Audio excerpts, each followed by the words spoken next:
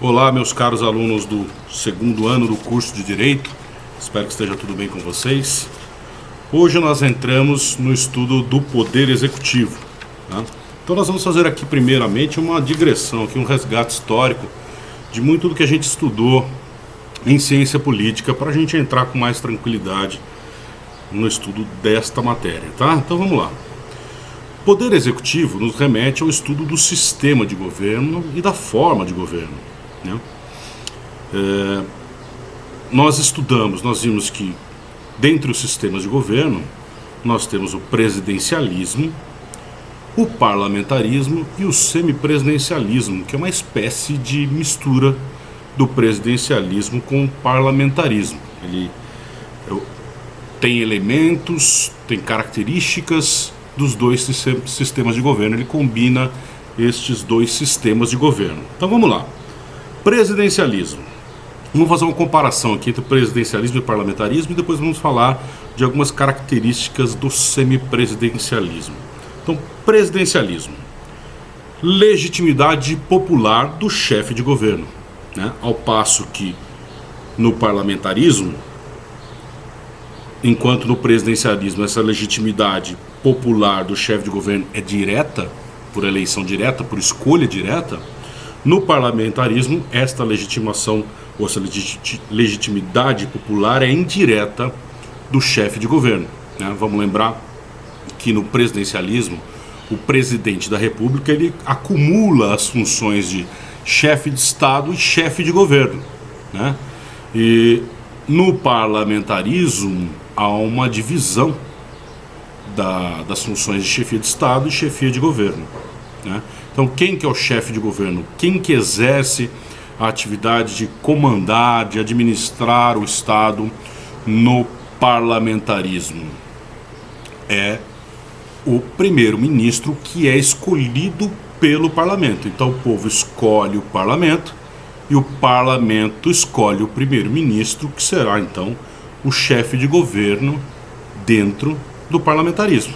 No presidencialismo nós escolhemos, o povo escolhe, como acontece no Brasil, o povo escolhe diretamente, elege diretamente o presidente da República, que é o chefe de governo e também acumula a função de chefe de Estado, tá? Então, enquanto o presidente é o chefe de governo e chefe de Estado no presidencialismo, no parlamentarismo o primeiro-ministro é o chefe de governo.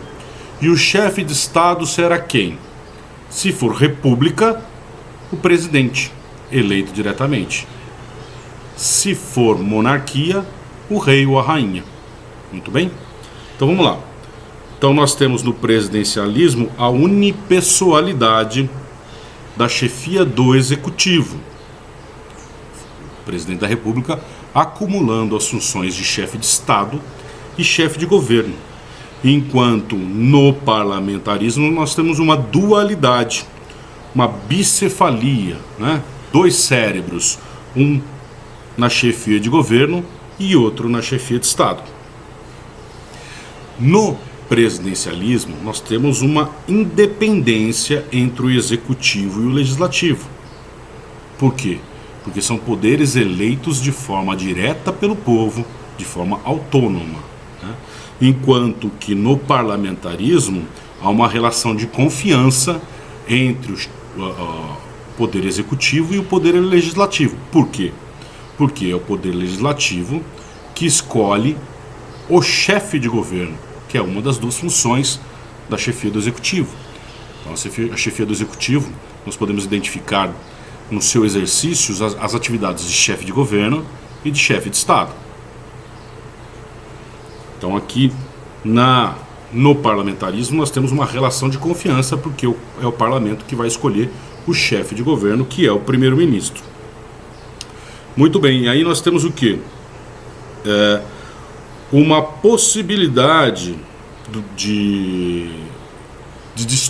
a destituição do chefe de governo no presidencialismo, ela ocorre através do impeachment, né? Enquanto no parlamento ela acontece através da moção de desconfiança. O parlamento aprova uma moção de desconfiança e então o primeiro-ministro renuncia. Normalmente é assim que acontece. Se ele não renunciar, o próprio parlamento pode escolher, pode destituí-lo do poder. Então é comum que, assim que é aprovada a moção de desconfiança, o primeiro-ministro renuncie, né? Então há uma responsabilidade mais direta, uma responsabilidade política mais direta dentro do parlamentarismo do que no presidencialismo, embora também haja a responsabilização política dentro do presidencialismo, tá? Porque se a gente for pensar, o impeachment acontece no caso de cometimento de crime de responsabilidade pelo chefe do executivo, sim. Mas são crimes que não são crimes propriamente ditos, mas são infrações político-administrativas. E o julgamento no processo de impeachment é um julgamento político. Além do mais, ao final do mandato, né, o chefe do executivo responderá pelos seus atos. Se ele for candidato à reeleição, ele pode não ser reeleito, ou se ele já tiver exercido 2 mandatos, ele pode não conseguir a eleição de seu sucessor. Tá? Então, muito bem. Então, nesse sentido, a responsabilização política dentro do parlamentarismo é mais direta, mas embora também exista a responsabilização política dentro do presidencialismo. Aliás, é uma característica da República, né? E o semipresidencialismo? O semipresidencialismo, ele tem nós temos também a divisão da chefia de governo e da chefia de Estado. Então nós temos um primeiro-ministro escolhido pelo parlamento e um presidente eleito diretamente, né? Então o semipresidencialismo ele é próprio das repúblicas. E no semipresidencialismo, o presidente, ele além de ser chefe de Estado, ele acumula algumas funções de chefia de governo. Então ele acaba sendo o homem forte dentro do poder executivo, ele acaba se tornando mais forte do que o primeiro-ministro, tá? Então isso acontece e varia de estado para estado, de país para país, evidentemente, mas nós temos algumas características que acontecem, que vão acumulando funções na mão do chefe de Estado, funções de chefia de governo.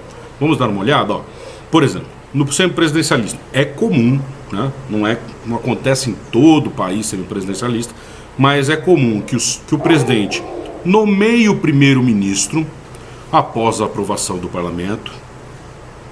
É comum que o presidente possa dissolver o parlamento e convocar novas eleições.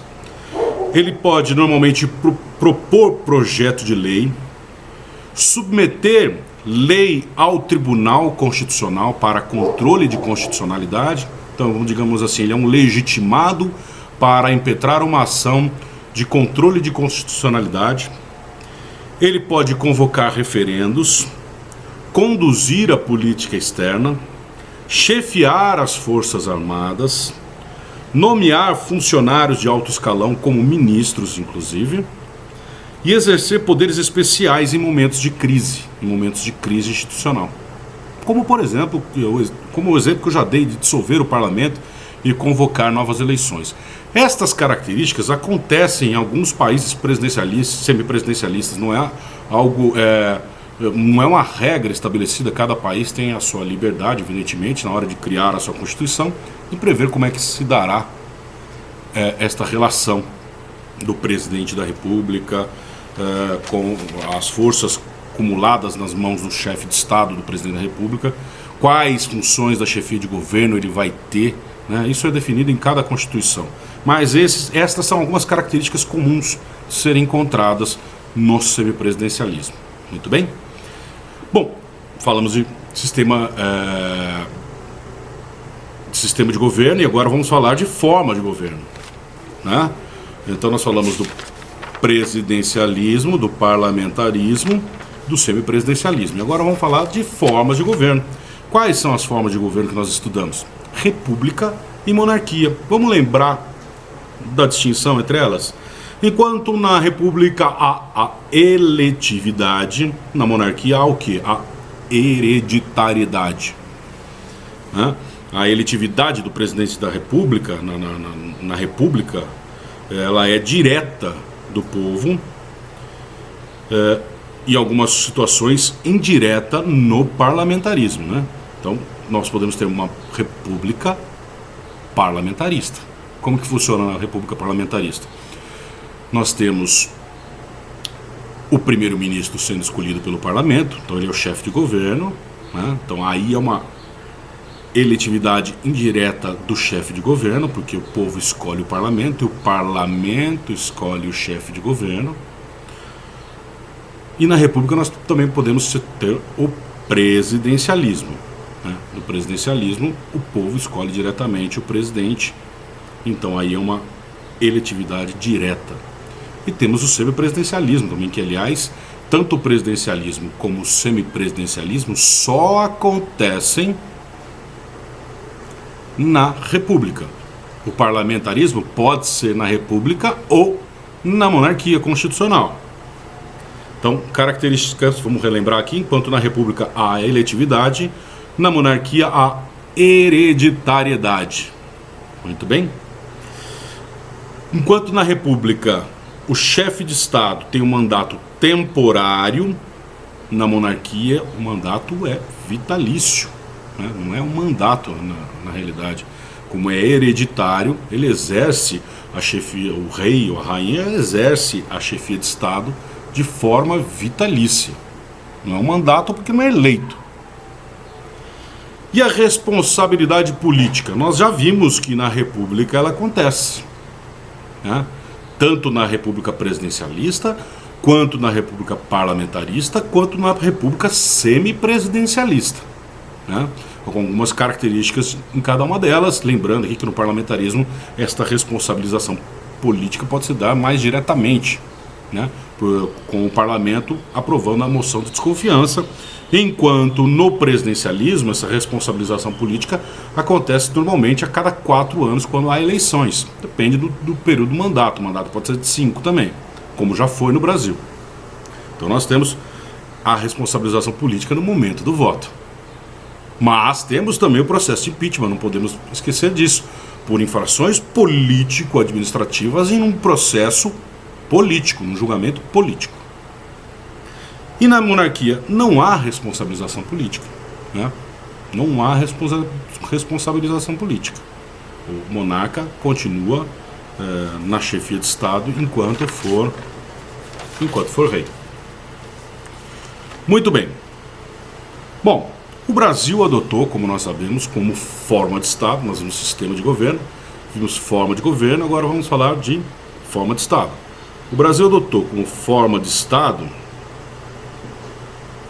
o federalismo. Né? E no nosso federalismo, que é um federalismo de segundo grau, nós temos, além da União e dos Estados e do Distrito Federal, nós temos também os municípios como entes da federação. Não podemos esquecer disso. Tá? Então, chefia de governo da União no Brasil. Quem que exerce? O presidente da República. Né? Poder executivo, na verdade, né? Não só chefia de governo e chefia de Estado, não podemos esquecer disso. Presidente da República na União. Nos estados, os governadores. No Distrito Federal, o governador do Distrito Federal. E nos municípios, os prefeitos municipais. Aliás, nesse ano temos eleições para prefeitos municipais. Muito bem? Então, eleições e mandato, âmbito estadual. Nós temos que olhar na Constituição o nosso artigo 14, parágrafo 5º, que se aplica a todos eles. Vamos lá.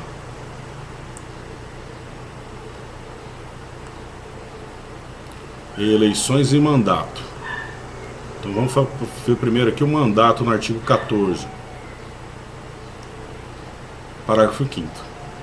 O presidente da República, os governadores de Estado e do Distrito Federal, os prefeitos e quem os houver sucedido ou substituído no curso dos mandatos poderão ser reeleitos para um único período subsequente. Nós estudamos isso, né? E no artigo 28, âmbito estadual.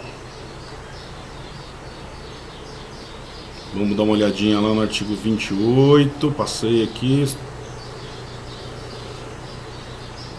A eleição do governador e do vice-governador de estado para o mandato de 4 anos realizar-se-á no primeiro domingo de outubro, em primeiro turno, e no último domingo de outubro, em segundo turno, se houver, do ano anterior ao do término do mandato de seus antecessores, e a posse ocorrerá em 1º de janeiro do ano subsequente, observado, quanto ao mais, o disposto no artigo 77. Bom, nós temos aqui a possibilidade de eleição do governador e do vice-governador em primeiro turno ou em segundo turno, porque aqui o nosso sistema é o sistema majoritário absoluto. Precisa ter maioria absoluta de votos válidos. Votos brancos e nulos não contam. Então, se um determinado candidato conseguir conquistar no primeiro turno das eleições a maioria dos votos válidos, ele está eleito no primeiro turno. Se ele não conseguir, ele tiver, por exemplo, 30% e o segundo candidato e o segundo colocado 27%, vão os dois aí para o segundo turno disputar, porque o sistema é majoritário. Então aí no segundo turno é preciso que um dos dois tenha a maioria absoluta dos votos. Muito bem? Como é que funciona no âmbito municipal? Artigo 29, vamos lembrar lá que o artigo 14, parágrafo 5º se aplica também no âmbito municipal. Artigo 29. O município reger-se-á por lei orgânica, votada em 2 turnos, com interstício mínimo de 10 dias e aprovada por 2/3 dos membros da Câmara, que a promulgará, atendidos os princípios estabelecidos nesta Constituição, na Constituição do respectivo Estado, e os seguintes preceitos. 1. Aí vem o que interessa. Eleição do prefeito, do vice-prefeito dos vereadores para mandato de 4 anos, mediante pleito direto e simultâneo, realizado em todo o país. 2. Eleição do prefeito e do vice-prefeito, realizada no primeiro domingo de outubro do ano anterior ao término do mandato dos que devam suceder, aplicadas as regras do artigo 77, no caso de municípios com mais de 200 mil eleitores. O que é a regra do artigo 77? Que se aplica também para governador. É a regra da maioria absoluta dos votos, né? Então, municípios com mais de 200 mil eleitores, nós temos os 2 turnos de eleição. Se um candidato não atingir a maioria, não conquistar a maioria dos votos válidos já no primeiro turno, aí nós temos o segundo turno, tá? Então, respeitada aí a maioria absoluta, a previsão, então é uma eleição majoritária absoluta conforme previsto no artigo 77, tá? Acontece que esse ano aqui nós temos uma exceção, uma excepcionalidade em razão da pandemia. Então nós não teremos o primeiro e o primeiro turno no primeiro domingo de outubro. Nós teremos a eleição, o primeiro turno das eleições será no dia 15 de novembro e o segundo turno no dia 29 de novembro. Excepcionalmente esse ano, apenas em razão da pandemia. Muito bem? E o âmbito distrital, como é que fica? Aplicam-se as mesmas regras aplicadas aos governos estaduais, né? Olha lá, está lá no artigo 32, parágrafo 2º. A eleição do governo e do governador, do vice-governador, observadas as regras do artigo 77 e dos deputados distritais, coincidirá com a dos governadores e deputados estaduais para mandato de igual duração, tá? Então aplica-se aqui a mesma regra ao governador do Distrito Federal. Muito bem, falamos então de eleição e mandato, lembrando que todos podem ser reeleitos para um único mandato subsequente, todas essas figuras que chefiam os executivos dentro da federação podem ser reeleitos para um único mandato subsequente, como a gente já estudou, inclusive. Condições de elegibilidade do presidente e vice. Agora vamos nos concentrar aqui no presidente e no vice-presidente.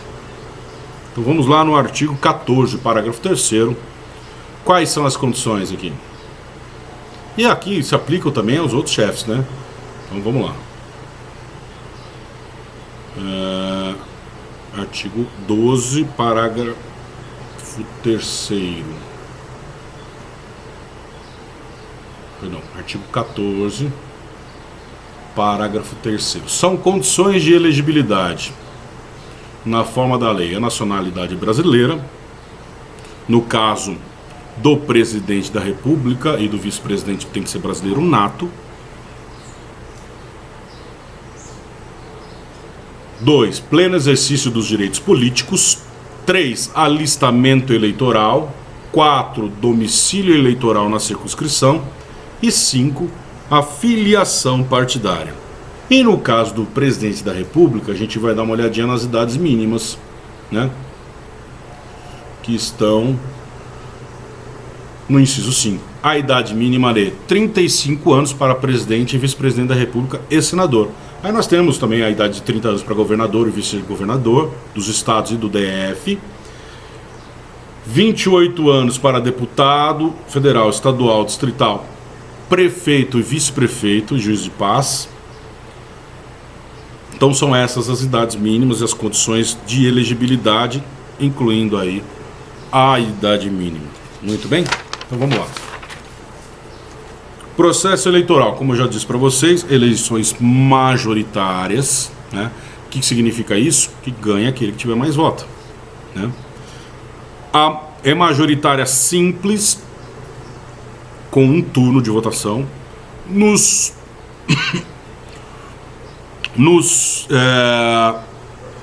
municípios até 200 mil eleitores, nos municípios com mais de 200 mil eleitores, no Distrito Federal, nos estados e para presidente da República, a eleição é majoritária absoluta, com 2 turnos previstos. No entanto, se um dos candidatos obtiver a maioria dos votos válidos no primeiro turno, nós não temos segundo turno. E aí nós temos posse e mandato. Vamos dar uma olhadinha lá no artigo 78 e 82 da Constituição Federal. 78. O presidente e o vice-presidente da República tomarão posse em sessão do Congresso Nacional, prestando o compromisso de manter, defender e cumprir a Constituição, observar as leis, promover o bem geral do povo brasileiro, sustentar a união, a integridade e a independência do Brasil, né? Então são esses os compromissos assumidos pelo presidente da República. Ele faz um juramento, ó. Jura cumprir a Constituição, observar as leis, prover o bem geral do povo brasileiro, sustentar a união, ou seja, fortalecer a união, a integridade e a independência do Brasil. Artigo 82. O mandato do presidente da República é de 4 anos e terá início em 1º de janeiro do ano seguinte ao da sua eleição. Junto com isso, nós temos que ler aqui, eu pulei aqui o artigo 78, o artigo 57, parágrafo 3º também, que é a sessão legislativa, está prevista a sessão legislativa. Vamos lá? O Congresso Nacional, então o artigo 57, parágrafo 3º, inciso 3. Artigo 57. O Congresso Nacional reunir-se-á anualmente na capital federal de 2 de fevereiro a 17 de julho e de 1º de agosto a 22 de dezembro. A gente já sabe que essa é a sessão legislativa, a gente já estudou isso. Além de outros, parágrafo 3º, além de outros casos previstos nesta Constituição, a Câmara dos Deputados e o Senado Federal reunir-se-ão em sessão conjunta para 3. Receber o compromisso do presidente e do vice-presidente da República. Aquele compromisso que está lá no artigo 78, que a gente acabou de ler, tá? Então, no dia 1º de janeiro, excepcionalmente, no início então da legislatura, né, que é o período de 4 anos, a não ser que haja uma uma sucessão, né? Pode haver uma sucessão, pode acontecer, por exemplo, o falecimento do presidente da República e o vice-presidente assumir. Mas aí, aqui, nós temos a previsão de uma sessão em 1º de janeiro, para que seja em sessão conjunta para receber o compromisso do presidente e do vice-presidente da República. Bom, nós paramos esse bloco por aqui e voltamos para falar das atribuições do presidente. Até já.